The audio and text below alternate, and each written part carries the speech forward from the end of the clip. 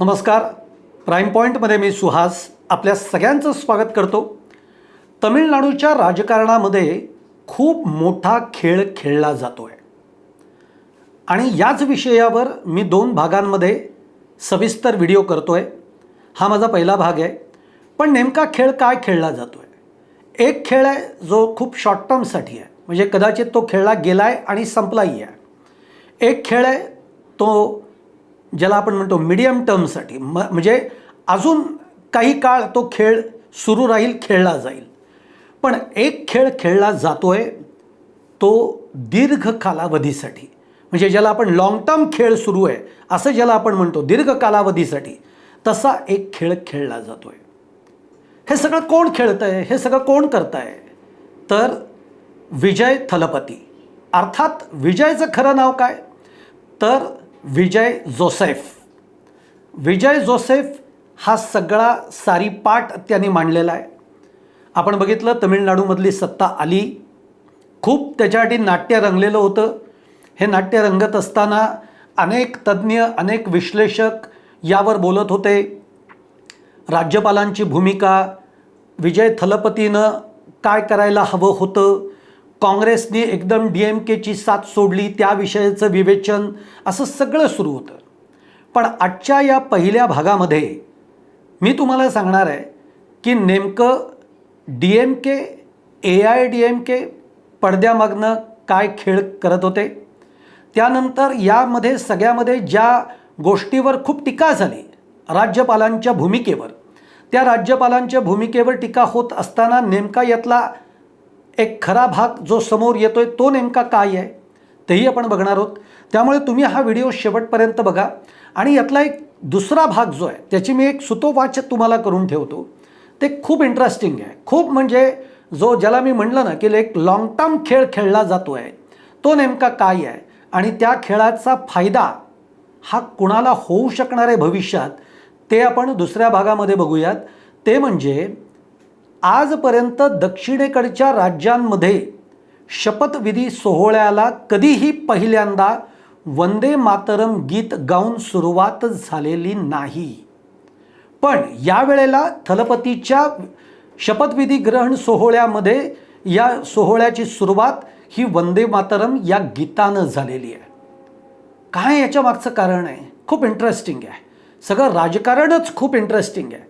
ते आपण बघणार आहोत दुसऱ्या भागामध्ये. तेव्हा हा पहिला भागसुद्धा अगदी शेवटपर्यंत बघा. तुम्हाला आवडला तर लाईक करा, शेअर करा, चॅनल सबस्क्राईब करायला विसरू नका. तर मंडळी, जसं मी म्हणलं, शॉर्ट टर्मसाठी खेळ असतो, एक मिड टर्मसाठी खेळ असतो आणि एक लॉंग टर्मसाठीचा खेळ असतो. हा खेळ सध्या या सगळ्या राजकारणामध्ये सुरू आहे. आणि या खेळामध्ये म्हणजे आपण पहिल्यांदा येऊयात ते म्हणजे राज्यपालांच्या भूमिकेवर खूप मोठी टीकाही झाली. अर्थात ती काही अंशी खरी आहे, काही अंशी बरोबर आहे, पण काही अंशी ती कशी बरोबर नव्हती किंवा नेमकं कुठे चुकलं, जोसेफ विजयचं नेमकं कुठे चुकलं हेही आपण या सगळ्यामधनं बघणार आहोत. आणि त्यामुळे सुरुवात करताना मी तुम्हाला एक नाव सांगतो. ते नाव आहे सेंगोतीसम. सेंगोतीसम नाव लक्षात ठेवा. हे सेंगोतीसम जे आहेत हे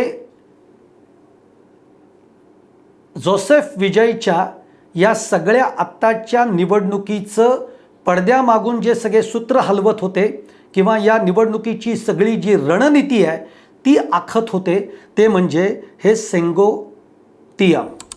सेंगोतीयम हे आधी AIADMK या पार्टीमध्ये होते, म्हणजे अण्णा द्रमुक. अगदी जयललितांच्यापासून हे सेंगोतीयम त्यांच्याबरोबर होते. जयललितांचे अत्यंत विश्वासू सहकारी ते मानले जात होते. पण नंतर जी सूत्र आता AIADMKकडे आहेत त्यांच्याबरोबर या सेंगोतीयम यांचं फारसं जमलं नाही. ते काही गोष्टी सांगत होते पण त्या काही ऐकल्या गेल्या नाहीत आणि मग त्यांनी AIADMK ही पार्टी सोडली आणि मग ते TVK बरोबर म्हणजे जोसेफ विजय किंवा विजय थलपती बरोबर ते जॉईन झाले. आता या निवडणुकीमध्ये विजय थलपतीची संपूर्ण निवडणुकीची प्रचाराची रणनीती जी आहे ती सेंगोतियम यांच्याकडे होती. 4 मेला जेव्हा निकाल लागले तेव्हा सगळ्यांचेच डोळे हे चमकले, कारण TVK पार्टी ही तमिळनाडूमधली सगळ्यात लार्जेस्ट पार्टी म्हणून निवडून आलेली होती. अगदी DMK, AIDMK यांचंसुद्धा काही चाललं नाही आणि TVK ही 108 जागांवर त्यांनी आपले उमेदवार निवडून आणलेले आहेत. याच वेळेला इथं पुन्हा एक भूमिका सुरू होते, ती म्हणजे सेंगोतियम यांची. सेंगोतियम यांनी विजय यांना सल्ला दिला की 107 लोकांचं आमचे 107 लोकांची लार्जेस्ट पार्टी आहे, ही पार्टी आहे असं पत्र घेऊन तुम्ही राज्यपालांकडे जा आणि राज्यपालांना सगळ्यात लार्जेस्ट पार्टी असल्यामुळे सरकार स्थापनेसाठी तुम्ही त्यांच्याकडे मागणी करा. परंतु त्याच दरम्यान झालेलं होतं की DMKची साथ सोडत काँग्रेसनं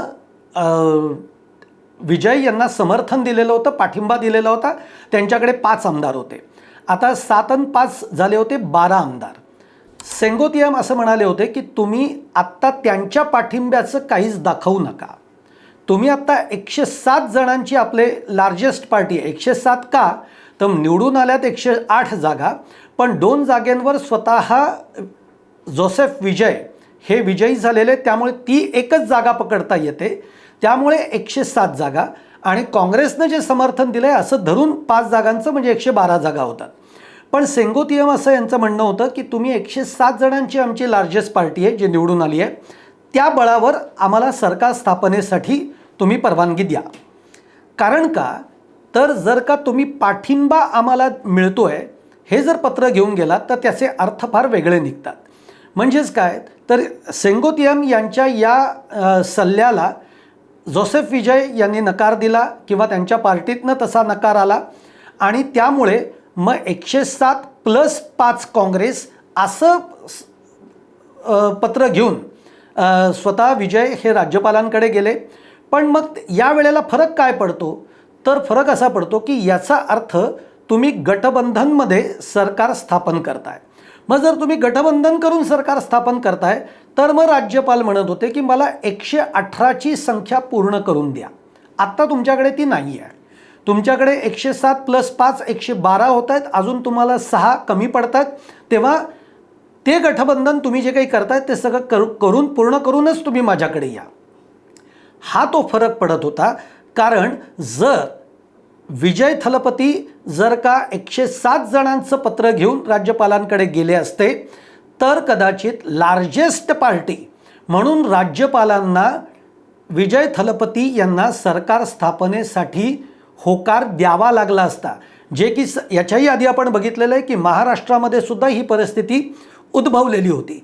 त्या पद्धतीने महाराष्ट्राच्या राज्यपालांनी सुद्धा ती भूमिका घेतलेली आपण बघितलेलं आहे. महाराष्ट्रातला अर्थात एक वेगळा राजकारणाचा भाग आहे, तो इथे नाही.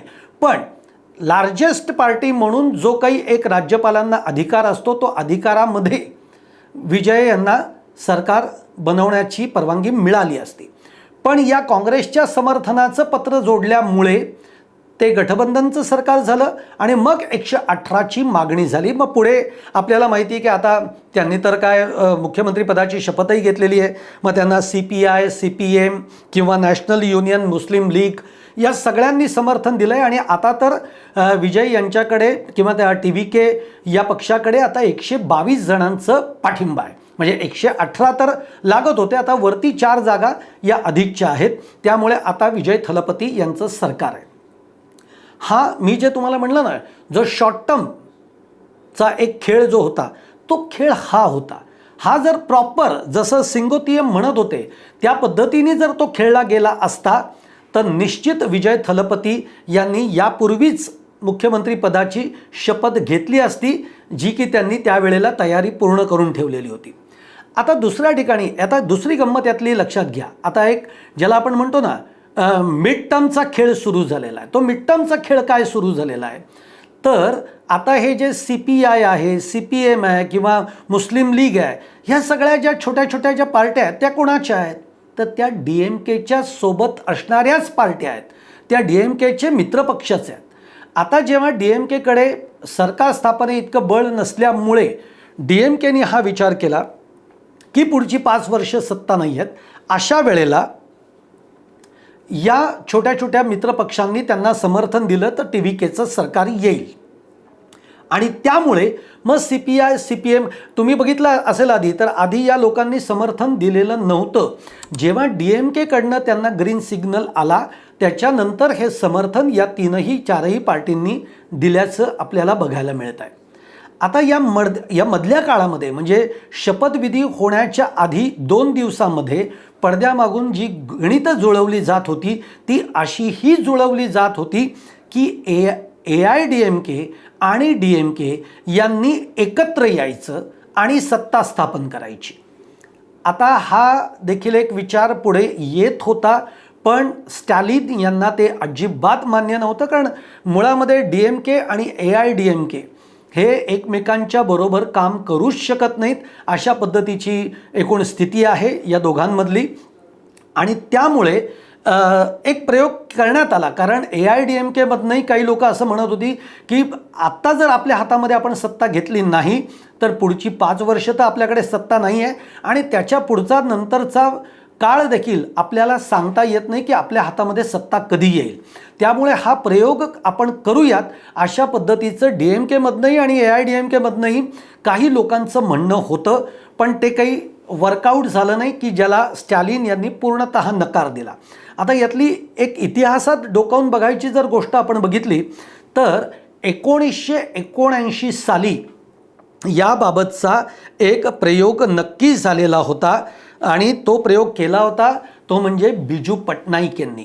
बिजू पटनाईक हे नवीन पटनाईक यांचे वडील आहेत आणि त्यावेळेला बिजू पटनाईक यांनी DMK आणि AIDMK यांनी एकत्र यावं यासाठी चर्चा देखील केलेली होती. त्यावेळेला करुणानिधी होते, त्यानंतर त्यावेळेला MGR होते. MGR म्हणजे MG रामचंद्रन, आपल्या सगळ्यांना माहिती आहे, म्हणजे जुन्या लोकांना ते खूप माहिती आहेत. ह्या दोघांमध्ये ह्या चर्चा घडवल्या बिजू पटनाईक यांनी. दोघंही या गोष्टीला तयार झाले होते, म्हणजे इथपर्यंतचा ड्राफ्ट तयार झालेला होता की या दोघांनी एकत्र यायचं, नुसतं एकत्रच यायचं नाही, या दोघांनी आपापल्या पार्ट्या एकमेकांमध्ये मर्ज करायच्या आणि मग ती मर्ज झाली की त्या पार्टीचा अध्यक्ष कोण असेल तर पार्टीचा अध्यक्ष राहील तो DMKचा आणि म्हणजे आपण जर बघितलं तर पार्टीचे अध्यक्ष राहतील करुणानिधी आणि मुख्यमंत्री होतील MG रामचंद्रन. अशा पद्धतीचं देखील डिझाईन झालं. त्यानंतर पार्टीवरचा ज्याला आपण म्हणतो ना पार्टीचा अध्यक्ष कोण राहील तर तो म्हणजे अध्यक्षपद राहील ते DMK कडे आणि पार्टीचा झेंडा जो आहे तो राहील AIDMKचा. अशा पद्धतीचा एक फॉर्म्युलासुद्धा बिजू पटनाईक यांनी तयार केला होता. त्याच्यावर करुणानिधी असतील, MG रामचंद्रन असतील यांनी मान्यताही दिली होती. आणि आता हे सगळं घडणार तोच दोन्ही पार्टीतनं काही गोष्टींमध्ये विरोध झाले. कारण शेवटी असं आहे की आज या दोन्ही पार्टी जर एकत्र झाल्या तर शेवटी जो विकास पार्टीचा म्हणून जी वाढ असते ती वाढ सीमित राहील अशी भीती काही लोकांना वाटायला लागली. त्यामुळे त्या लोकांनी या गोष्टीला नकार दिला. त्यानंतर एकूण आपला विकासाचा हे देखील खुंटून जाईल म्हणून या गोष्टीला काही लोकांनी विरोध केला आणि शेवटी DMK आणि AIDMK हे शेवटी एक झाले नाहीत. ते आत्तापर्यंत म्हणजे 1979 पासून याचे प्रयत्न झाले होते, ते अगदी आत्तापर्यंत या TVKच्या बरोबरच्या निवडणुकीपर्यंत देखील 2 दिवस या शपथविधी सोहळ्याच्या आधी पर्यंत DMK आणि AIDMK पुन्हा एकत्र येऊ शकतात का याची देखील एक चाचपणी करून झाली.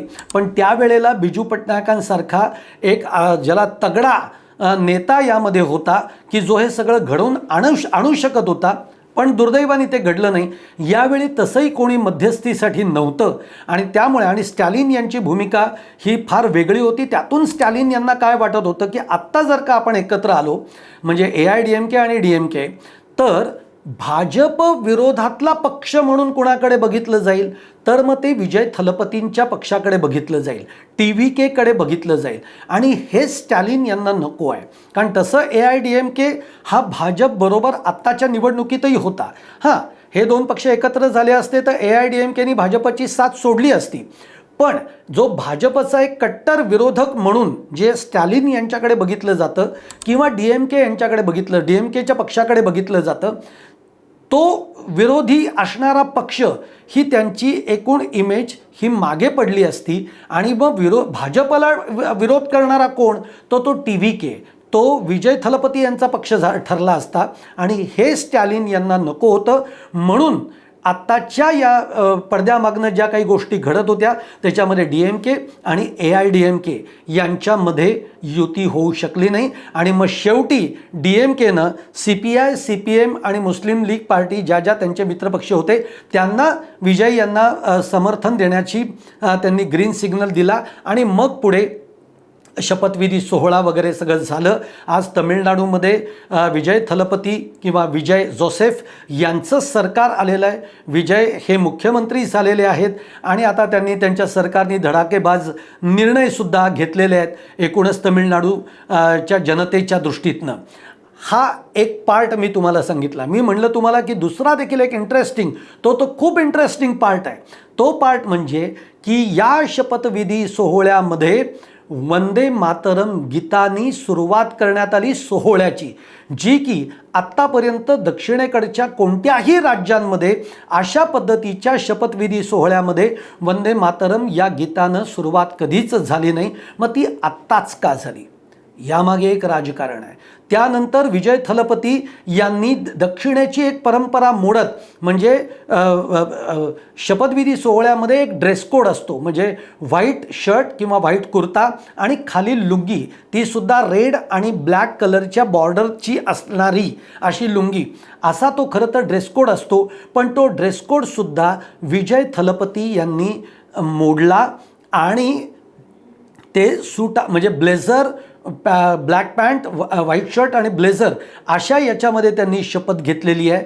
या दोन गोष्टींमागचं राजकारण नेमकं काय आहे, विजय थलपती हे तमिळनाडूचं राजकारण नेमकं कोणत्या दिशेने घेऊन जाणार आहेत, याच्यामध्ये द्रविडी अस्मितेचं काय, असे अनेक प्रश्न जे निर्माण होत आहेत आणि त्यातून विजय थलपती यांच्या डोक्यामध्ये जे एक लॉंग टर्म खेळ जो सुरू झालेला आहे तो नेमका काय आहे, तो आपण उद्याच्या म्हणजे दुसऱ्या भागामध्ये आपण नक्की बघणार आहोत. पण हा भाग पहिला जर तुम्हाला आवडला असेल तर नक्की लाईक करा, शेअर करा आणि चॅनल सबस्क्राईब करायला विसरू नका. धन्यवाद.